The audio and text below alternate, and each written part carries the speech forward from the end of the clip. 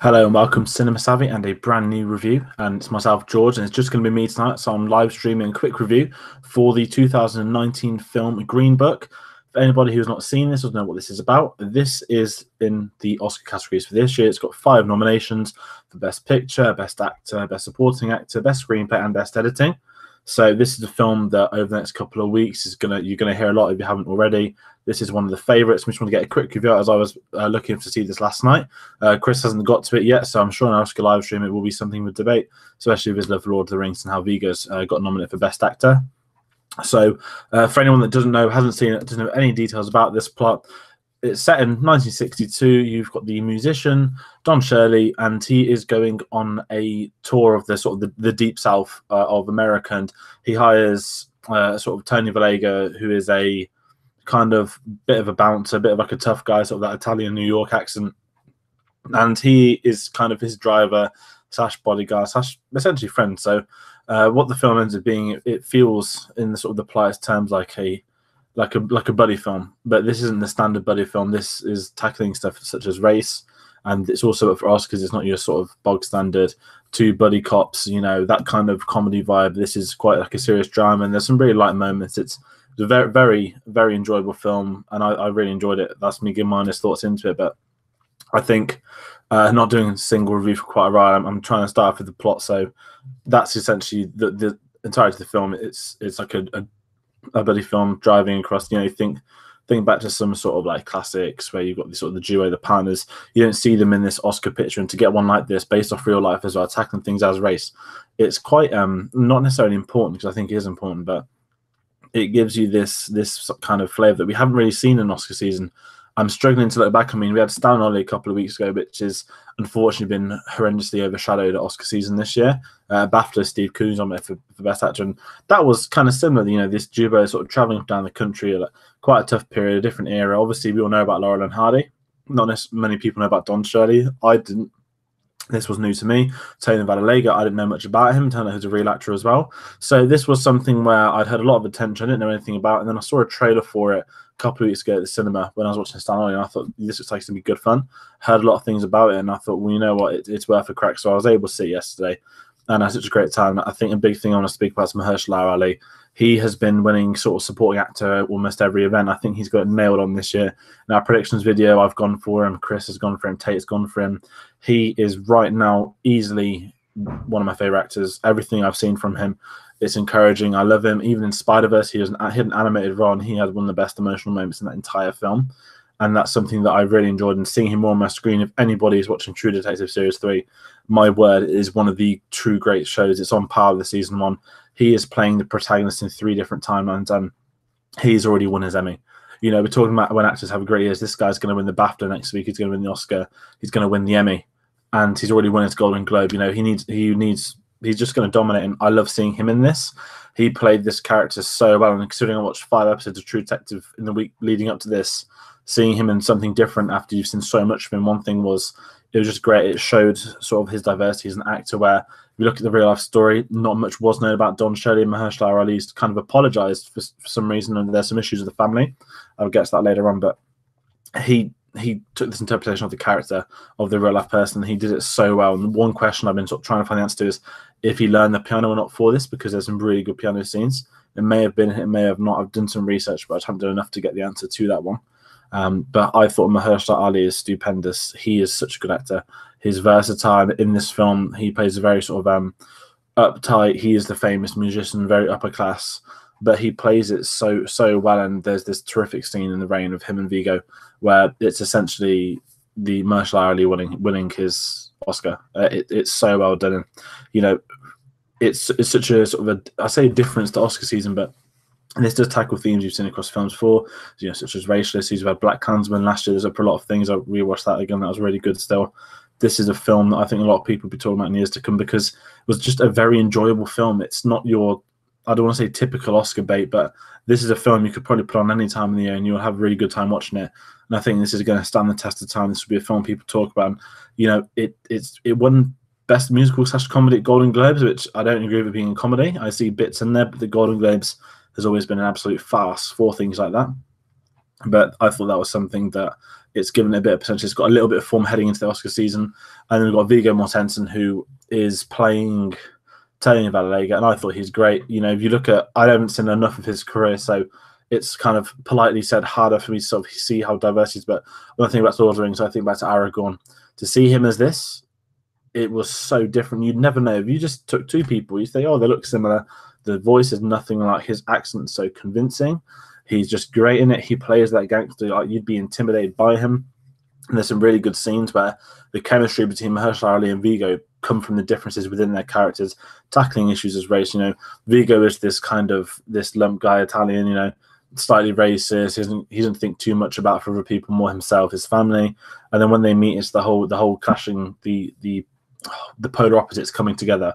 And I think Viggo does that great. He's rightfully nominated for Best Actor. I don't think he's going to win, but it was something seeing him in this where I thought this is, you know, great to see. I didn't see, I think, Captain Fantastic, which he was nominated for. I did miss out on that, so I haven't seen enough of his career. But watching this, it was just so great, and I can see straight away why he's been nominated. It's such a good performance. And I think what people forget of Oscar films is it's not necessarily even the quality of the film. It's just about the portrayal. You know, is it not necessarily realistic, but how much does it grip you? How much does this actor become the character? And both of these guys become their characters. I can look at them in this film and I don't see anything from their passion. If you get an Oscar film and you look at, say, Cumberbatch in The Imitation Game, it's just Benedict Cumberbatch being Benedict Cumberbatch. Look at him in Sherlock. Some actors where they're so renowned for just being the same person over and over. Whereas I looked at this and I thought, you know, these are two completely different characters. And there are people I want to know more about. There's some that I want to do some research and I want to learn more about it. But the entirety of this film comes down to the chemistry between the two actors.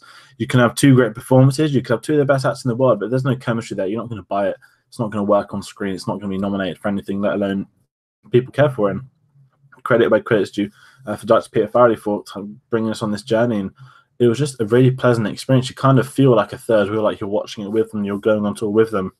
And at the same time as it's conveying both sort of emotion, it's educational, and it's just about the two completely different classes coming together. And I feel like it's a kind of, not necessarily a coming of age film, but it feels like something that's so relevant that I think if more people saw, they would kind of look upon and be, well, this is, you know, this did happen back then. And there is a bit of criticism from the Shirley family, which we'll get to, but I just need to fight that it was very good. And this is a film that I really can't wait to rewatch. I've got 3 more films to watch that are nominated for Best Film, and I was very happy to get this out of the way. It was a very pleasant experience, and also means when we get back to True Detective next week, we can even see more of Mahershala Ali. He's truly phenomenal, and I kind of feel bad for not necessarily everyone going against him in these nominations, but sometimes the supporting actors are so good that they win it in advance. You know, some of the most obvious performance last couple of years. You had Sam Rockwell last year. You had Christoph Waltz in Glorious Bastards. There are some supporting actors, Whiplash, J. Jonah Jameson, I always forget his name. You know, I love a supporting actor because they can do enough to steal the film. And I feel that Mahershala does steal this. Now, part of me questions as to why he's the supporting in the plot standpoint. I see that, but his screen time, he has almost the same amount of screen time as Viggo. So I understand why they put him as supporting actor, but I feel he could have been up for lead actor. And I think rightfully should have been up for lead actor. I think he was great. But I guess they put him forward as a supporting actor and he's dominating that, and you can entirely see why. So I thought that was something that was really good, really phenomenal. And it's a great film to watch. I thoroughly recommend this. I'm not going to do the usual spoilers, non-spoilers. This is based off real life. There's nothing as such to spoil. But what I also wanted to talk about was we always talk about soundtracks. Now, it wasn't really there in this. I mean, you've got some great piano scenes when he's performing at concerts, but some of the power of the performance comes through Mahershala Ali playing the piano. When his mood is in one thing, the way he plays the piano is so differently to when he's at the concerts. It's the rage within him, and I thought something was quite neat that he almost played the piano to his mood in the room. And even when he was in like an aggressive mood in one scene, he plays it so well. He's got everyone gripped because of the power you can see in that performance. You can feel the anger and the frustration. And I thought that was something that was really nice. You know, I didn't feel the need of the soundtrack for this film. What carried it through was the performances and using the concerts to stylize and push forward the character development, which was really great. And I think a big thing of this is race. I mean, without going into details of too much politics, both in Europe and outside of, you know, in America as well, there's a lot of issues and there's been some stuff rising. And, you know, in a year where we've had Black Klansmen come out, in a year where we've got Green Book as well, I feel that people are more, people need to be educated more. That's my general feeling from living sort of outside America, there's not enough education on seeing films like this. Again, seeing Klansman, I did rewatch it again today.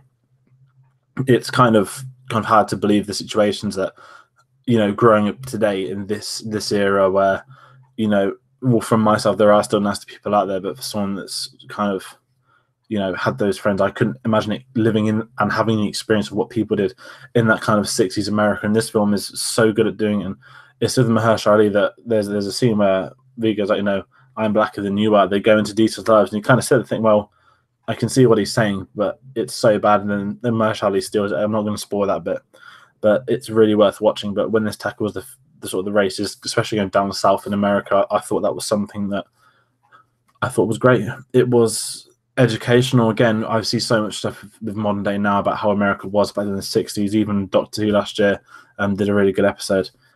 It feels like something's being brought more and more now because it needs to, because there are people growing up who are looking on the news, seeing these political figures and almost encouraging racism, even as the stuff last week with the Native Americans, the parade, and what happened over here in England. We still hear about stuff like that.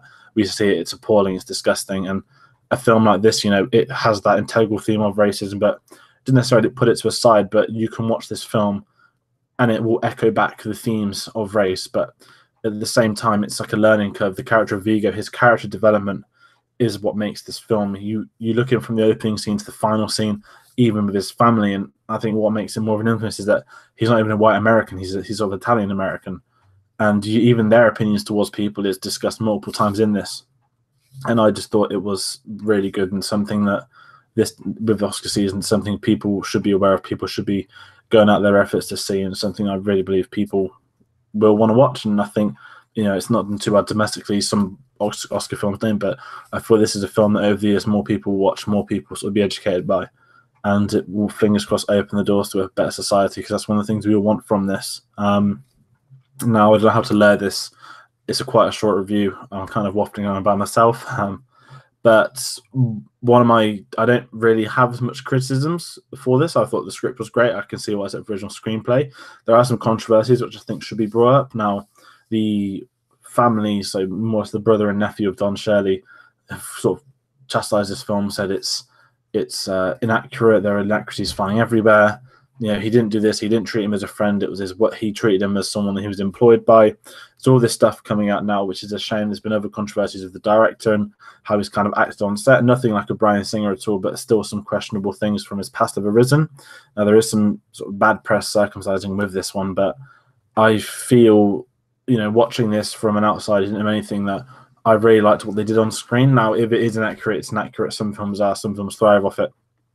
I personally feel that when you see the screenplay is written by the son of Tony Valiega, his son's helped write the screenplay. He's looked at old tapes. His dad discussed with him about so much when he's younger, that it's a fascinating insight. And I think that's what makes this more important to Tony Valiega's character development, is that not only has his son wrote it, but it's via the stories he's told his son, via the tapes he's made with his son. Now, his son said he met sort of Don Shirley a couple of times as well. So I think there is some credibility within there, but of course there is going to be criticism from the other family. If they didn't have their blessings, if they did something inaccurate, that's something that should be brought up. Now, Mahershala had to apologise about the source material he was given, which, would be a big warning, man, but he's so good in it and he's going to win the Oscar. He's great, and if it is inaccurate, it's inaccurate, but I felt towards this that, I want to learn more. I want to learn more about him. I've not listened to his music, but if there are inaccuracies, then I want to see them. I want to see what happened, but it was a film that I think was worthy of being for Oscars this year. There's not a single bad performance from anybody. It gives you a sort of a thrilling tale. It's enjoyable. The film, when it comes to an end, it's the perfect time for like a sort of like a buddy. It's almost a buddy cop film without it being about cops. But that's one thing I keep sort of harking back to. It's a film that I thoroughly recommend. That's my kind of final say in it. Please go out and watch it. Try and see it before the Oscars. This is definitely going to win supporting actor. Now, I don't know if it will win anything else. It could be a dark horse potentially for Best Picture. Has happened a couple of times in the years. Original screenplay, I think the favourites got that done and dusted, but I do recommend this. That's my final thoughts on this film. And I also want to use this moment to sort of big up our Oscar season 2 weeks today. But just 3 weeks today, we'll be going live for our Oscar live stream in the morning. So we'll be doing our watch along, we'll be discussing it, giving our thoughts on it, doing our competition predictions game. If anyone's still watching this point, do message us. So what we do, we invite you all on. If anyone wants to come on our show, submit your Oscar predictions to us. Give us your first choice, your second choice. anything you get from this, if you win against the other people, then we will invite you onto the show for Battle of the Brackets, whether you want to fight it, whether you want to judge it. Please do come and have a look at that. Get some nominations over to us. We've had a couple come through already, and fingers crossed it's going to be a really fun night. So that is it. I'm going to kind of cap this off with farewell. We will be back later in the week. We've got a couple more films to watch. There's still some Oscar films we need to get reviews out for. And then we've got stuff like Lego Movie 2, How to Train Your Dragon 3. There will be films cropping up. With the Oscar season, we could be here at any point, any day. So hit that subscribe button, wait for the notifications. When we go live, come join us and give us your thoughts. So I want to say everyone, thanks for watching, and I'll see you next time.